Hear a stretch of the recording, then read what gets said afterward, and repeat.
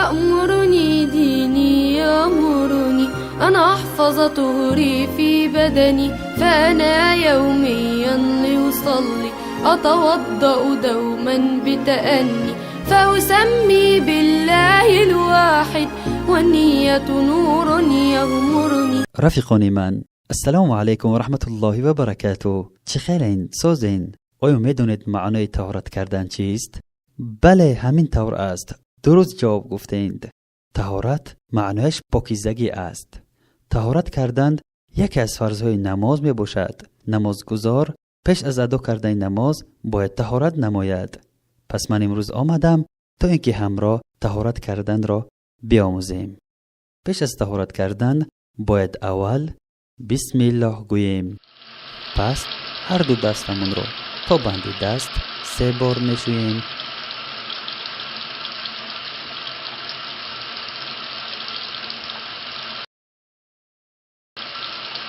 بعد 3 بار در دهان آب میگیریم، مسواک مینماییم. همین طور و این را مزمزه میگویند. بعد از آن 3 بار آب در بینی میکنیم و با دست چپمون آن را تازه مینماییم و این را استنشاق میگویند. سپس 3 بار رویمون را از جای دمیدن موی سر تا زیر منه و از نرمی گوش تا آن نرمی گوش میشوییم.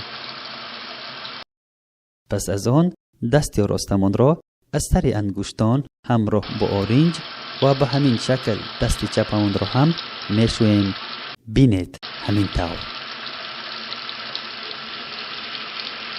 بعد از آن تمام سرمون را مسح میکشیم. گوشهایمون را نیز با همین ترتیب مسح میکشیم. از درون و بیرون به همان آبی که سرمون را مسح کشیده بودیم. در آخر هر دو پای خود را تا بوجیلها میشوییم. از پای راست شروع میکنیم و بعد از آن پای چپ را. و همین طور دوستان عزیز طهارت را انجام دادیم. ولی باقی مانده است دعایی که رسول اکرم صلی الله علیه و سلم اون دعا را پس از طهارت کردن میخواندند. بیایید تکرار کنید این دعا را همراه من. اشهد ان لا اله الا الله وحده لا شریک له و اشهد ان محمدا عبده و رسوله. اللهم اجعلني من التوابین و جعلني من المتطهرین. حاضر آماده شدیم برای نماز خواندن. خداوند نماز ما و شما را قبول کند. و السلام علیکم و رحمت الله و برکاته.